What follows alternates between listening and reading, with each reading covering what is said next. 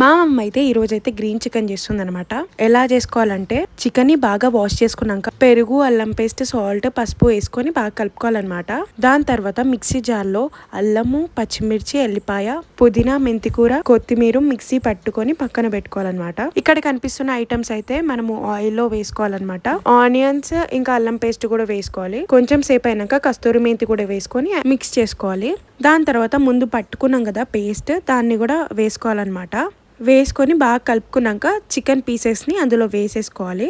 దాని తర్వాత 10 మినిట్స్ అయినాక గ్రేవీ కోసం మనం హీట్ వాటర్ ప్రిపేర్ చేసుకోవాలి. 10 మినిట్స్ అయినాక కొబ్బరి పొడి, ధనియాల పొడి వేసుకొని ఇంకా నీళ్ళు పోసుకోవాలన్నమాట. దాని తర్వాత మూత పెట్టేసి 10 మినిట్స్ వెయిట్ చేయాలన్నమాట.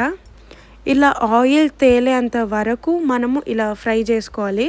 సింపుల్గా అయితే గ్రీన్ చికెన్ అయితే రెడీ అయిపోయింది. మీరు కూడా మీ ఇంట్లో ట్రై చేసి నాకైతే కామెంట్ చేయండి.